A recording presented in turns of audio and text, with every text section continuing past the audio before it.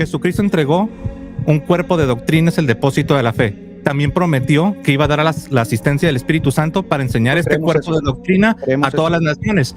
El principio epistemológico es algo que lo puedes derivar porque es cómo es el método, cómo vamos a acceder a cierto conocimiento. Exacto. Pero este principio epistemológico está supeditado a la enseñanza de la Iglesia asistida por el Espíritu Santo. No, porque en los concilios vemos claramente, si fuese petición de principio, tendríamos entonces todo el derecho de rechazar los concilios, y tú no lo rechazas, ¿o sí? Sí, rechazo concilios. ¿Sí lo rechazas? Sí, rechazo concilios. Por ejemplo, yo no te acepto los concilios. ¿Rechazas los concilios? ¿Rechazas los primeros 5 concilios? No rechazo los primeros 5, pero rechazo los concilios de Roma, que son 21 concilios. Entonces te estás volviendo selectivo. Aceptas los primeros 5, pero rechazas los otros. ¿Te fijas cómo tu protestantismo te lleva a una subjetividad? Y en ese sentido, eres relativista. Acepto todos los concilios ecuménicos interpretados como enseñados por la Iglesia, no como tú los entiendes. La Iglesia de Roma o la Iglesia en su conjunto. Sí, la única que hay. Claro, también creen en los concilios. La Iglesia de Roma. La Iglesia de Roma. Es que no hay otra iglesia histórica. No voy a decir que es la iglesia de... Están los ortodoxos que no interpretan los concilios como tú. No digas que no hay otra iglesia histórica. Déjame hablar. Tampoco la iglesia metodista, ¿no? No me digas que la iglesia de Roma es la única iglesia histórica, porque están los ortodoxos griegos que no interpretan los concilios como tú, y también ellos tienen tradición y también ellos tienen sucesión apostólica. Estás confundiendo las categorías. Es una sola iglesia. ¿Tú crees en el credo de los apóstoles? Sí. ¿Cuántas iglesias se confiesan? Una iglesia. Una iglesia. Ok, entonces ahí tú mismo respondiste a la pregunta que me hacías cuando yo te dije que es una sola iglesia y luego traes a colación el tema de los ortodoxos. Es una sola iglesia en el sentido estricto. A ver. Lo que pasa es que estás empujando un cliché. Dices que la iglesia de Roma es la única. No. Mira, fíjate por qué entonces es importante la epistemología para construir el conocimiento. Vale. Tú dices que la iglesia católica romana es la única que interpreta correctamente la escritura a causa de que tiene sucesión apostólica y tiene la confianza que Jesucristo dejó a estos sucesores. Lo mismo dicen los griegos y no piensan igual que ti en cuanto a los concilios. ¿A quién le creo? No, mira, lo que tienen los griegos es aquello que ellos recibieron de la iglesia y que fue definido en los concilios. Pero si la de Jerusalén es más antigua que la tuya y la Antioquía también. Una falsa separación. ¿No? Mira, a ver, ¿tú crees que hubo un cisma de Oriente, sí o no? Sí, por supuesto. ¿O sí? ¿Y quién tuvo la razón en ese cisma de Oriente? Ustedes se separaron de los griegos que son más antiguos que Roma. Ok, entonces los cismáticos somos nosotros. Así es. ¿Estás seguro? Sí, ustedes son los cismáticos porque la sede de Antioquía es más antigua que la de Roma. Okay, la sede de Antioquía le pertenece a la iglesia griega. Ahora voy yo. ¿Sí sabes que lo que acabas de decir, lo que acabas de confesar delante de toda tu audiencia te hace a ti mismo un cismático? Conforme a tu propia declaración, Roma sería cismática y los protestantes salieron de Roma. Si eso prueba algo, Pacheco, estaría probando demasiado, porque no solamente estaría probando, entre comillas, que somos cismáticos, también ustedes serían doblemente cismáticos y tú serías triplemente cismático, porque también Wesley se separa del movimiento de Lutero. No estoy demostrando la legitimidad de Roma, simplemente mostré que por tu propia confesión tú mismo serías un cismático, te diste un tiro en el pie. Muy bien, tú estás diciendo que yo afirmé que los griegos o las comunidades ortodoxas no tienen nada de verdad. Nosotros no creemos eso. Yo ni lo afirmé hace un momento, entonces, ni lo voy a afirmar ahora. ¿Crees que voy a salvación? Déjame, yo te dejé hablar. Ni lo afirmé hace un momento, ni lo voy a afirmar, ni en 5 minutos lo voy a afirmar, porque no lo creo. Tengo que hacerte esa pregunta porque déjame te digo, tengo que hacerte esa pregunta porque es muy genérico, Entiendo, pero yo necesito que me dejes hablar también. Ok, dale. Por mucho tiempo has hablado tú solo, ahora estoy aquí para responderte. No, muy bien. No puedo estar, dale. Muy bien. Entonces, ese es el punto. Yo nunca afirmé que las comunidades ortodoxas no tienen nada de verdad. Lo que dije es que es una sola iglesia. ¿Tú crees en el credo de los apóstoles? Sí. ¿Cuántas iglesias se confiesan? Una iglesia. Ok. Entonces, ahí tú mismo respondiste a la pregunta que me hacías cuando yo te dije que es una sola iglesia y luego traes a colación el tema de los ortodoxos. El rechazo de un dogma no justifica la inobservancia de él.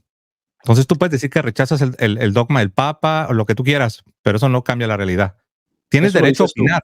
Tienes derecho a opinar, pero no tienes derecho a crear tu propia realidad. O sea que yo puedo rechazar los dogmas y seguir siendo parte de la iglesia. Si tú eres un cristiano, estás obligado a recibir todo lo que enseña la Iglesia Católica. Por eso, yo lo rechazo. Ok, bueno, entonces ya es sobre tu propia responsabilidad. Entonces ahí estamos cumpliendo lo que te dije al principio, que la epistemología sí es importante, porque tú dices que si yo rechazo los dogmas papistas, entonces yo no soy salvo. Ahora me vas a probar por qué esos dogmas papistas tienen esta vinculación sobre las demás iglesias cuando no tenemos ni la evidencia en las escrituras, ni tampoco en la tradición. Háblame, por ejemplo, de la Inmaculada Concepción o de la Asunción de María, que son vinculantes a la salvación y que forman parte de tus 44 dogmas vinculantes a ello. No sé qué parte quieres que te hable de los dogmas marianos. Háblame, por ejemplo, por qué es vinculante la Asunción de María para ser salvos. O como lo dice Inefabilis Deus, ¿no? ¿Por qué es vinculante la Inmaculada Concepción para ser salvos cuando la iglesia no ha creído esto y tenemos una iglesia histórica con sucesión y tradición que no creen esto? Bueno, estás equivocado. Tú estás confundiendo la impecabilidad de la Virgen María con el dogma de la Inmaculada. Por eso, pues sí. Háblame de la Asunción, háblame de la infalibilidad. Te escucho. Nos estamos pisando. Pues si vas a hacer una afirmación, me imagino que quieres una respuesta, ¿no? O quieres un monólogo más. No, te estoy escuchando, dale. Ok, pues para eso estoy aquí, para que no sea un monólogo como acostumbras. Estás confundiendo lo que es la impecabilidad de la Virgen María con la definición del dogma de la Inmaculada Concepción. Sí, señor. Si tú vas y revisas a los ortodoxos, incluso a los anglicanos históricos que más se apegan a su tradición anglicana, todos reconocen la impecabilidad de la Virgen María. Cuando hablas de los dogmas, dale. Cuando hablas de los dogmas, se ve tu ignorancia. No conoces cómo funcionan los dogmas. Te voy a leer aquí el Inefabilis Deus para que veas lo que dice la definición del dogma en cuanto a quienes no creen en él. Nada más necesito probar que tú, Pacheco, no sabes cómo funcionan los dogmas. ¿Por qué crees que se hizo una definición dogmática de la Inmaculada Concepción? Porque son mariólatras. Esa es mi respuesta. Porque la iglesia papista es mariólatra desde el 431. Esa es mi respuesta. Porque la iglesia papista es mariólatra desde el 431. Ok, ¿y por qué sería mariólatra desde el 431 en Éfeso? Porque ahí se dio la primera definición que aludía a María, aunque era un dogma cristológico, aludía a María, y después de ahí se desarrolló, como dicen los historiadores católicos, toda la mariolatría, levantar templos, alabarla, hacerle el culto de hiperdulía y todo ese cuento. Son mariólatras. ¿No dijiste que aceptaba los primeros 5 concilios ecuménicos? Y yo los acepto, yo acepto la definición del Totocos. Entonces, ¿por qué vamos a ser idólatras por Éfeso 431? No te dije que en Éfeso, te dije que después de Éfeso se desarrolló la mariología. No, dijiste bien lo que te estoy diciendo, Lo citaste bien lo por que te estoy diciendo. Dijiste 431. Mira, sé sincero por un momento en la vida y ¿sabes qué? Acabo de meter la pata.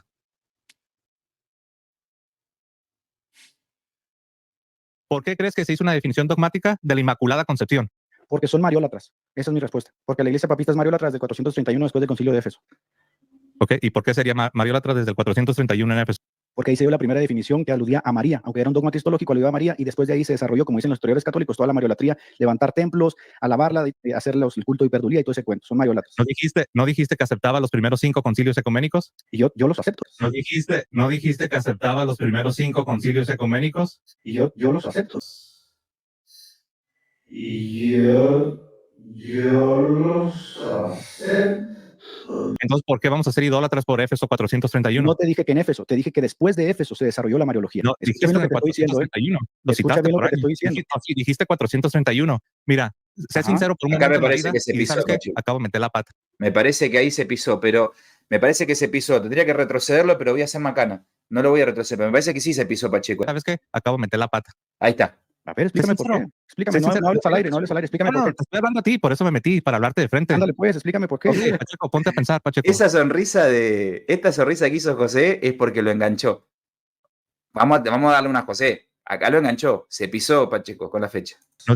¿No dijiste que aceptaba los primeros 5 concilios ecuménicos? Y yo los acepto. ¡Oh! No la vi venir. Levantar templos, alabarla, hacerle el culto de hiperdulía y todo ese cuento. Son mariólatras. ¿No dijiste que aceptaba los primeros 5 concilios ecuménicos? Y yo los acepto. Yo acepto. Acepta los 5 concilios ecuménicos, los primeros 5 concilios ecuménicos llevados a cabo por una iglesia idólatra. ¿Cómo puedes saber cuáles son los libros inspirados y que debes de aceptar como palabra infalible de Dios para que los puedas obedecer como autoridad infalible? Mirá, entiendo la pregunta y voy a tratar de responderte. Tan es así que nosotros no hemos cerrado el canon, que nosotros tenemos ya hoy Reina Valera con deuterocanónicos. De hecho, no sé si la tengo por acá, la primera Reina Valera que salió en la historia, salió con deuterocanónicos.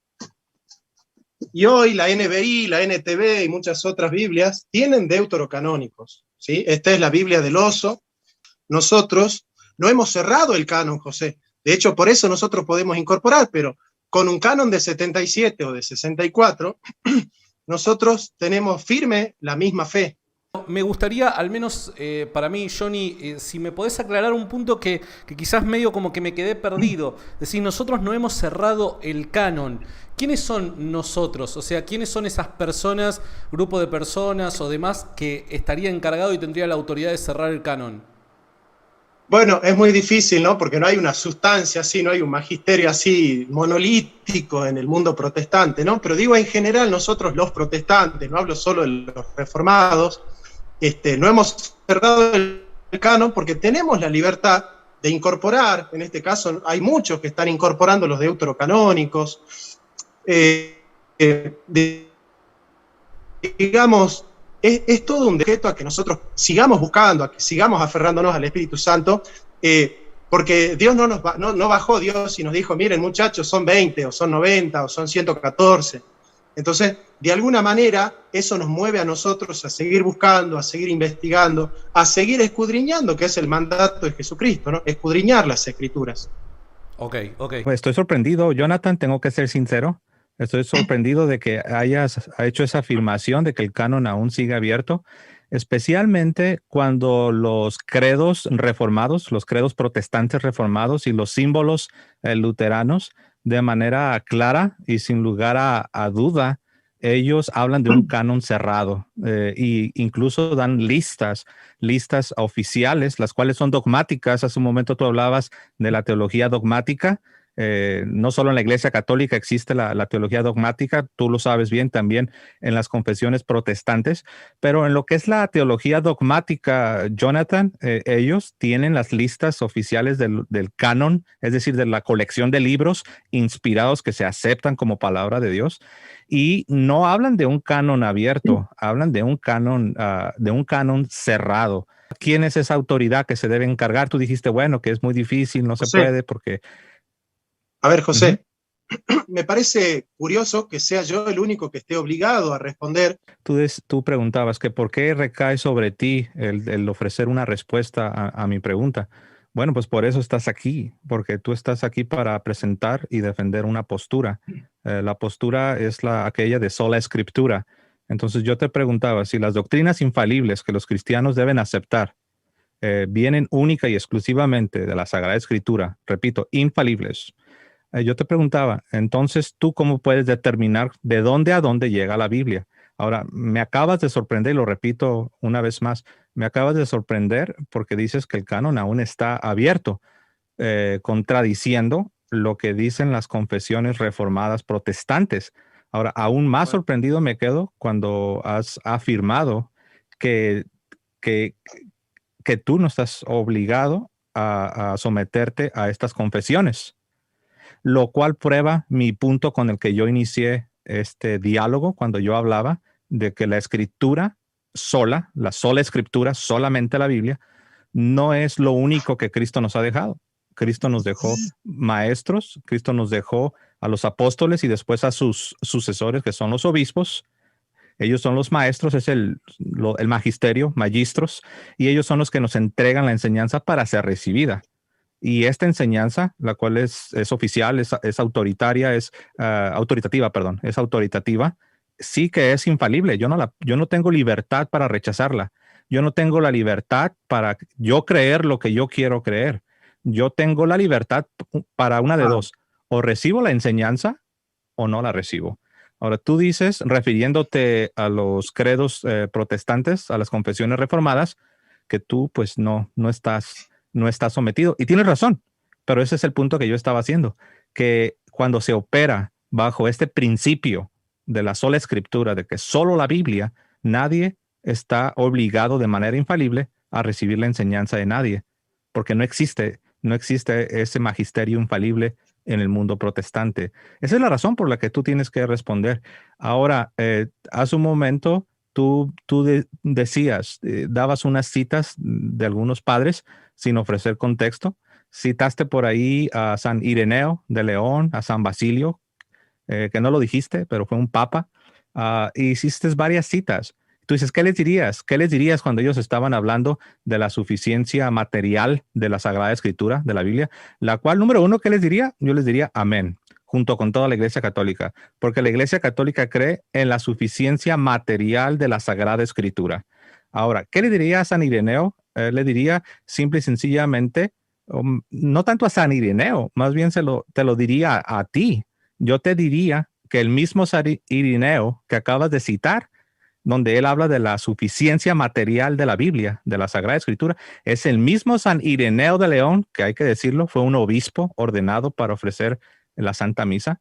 Este San Ireneo dijo lo siguiente: como dije antes, la Iglesia, habiendo recibido esta predicación y esta fe, aunque está diseminada por todo el mundo, sin embargo, como si ocupara una sola casa, asimismo, cree estas cosas como si tuviera una sola alma y un solo corazón, y las proclama y las enseña y las transmite armoniosamente, como si poseyera una sola boca, porque aunque las lenguas del mundo son diversas, sin embargo, la autoridad de la tradición es una y la misma. ¿Qué le diría yo a San Ireneo cuando me habla de la suficiencia material de la Biblia? Amén. Pero también le diría, en este caso a ti, Jonathan, que el mismo San Ireneo también, como ya lo acabo de citar, nos habla de la autoridad de la tradición, que es una y es la misma en toda la Iglesia.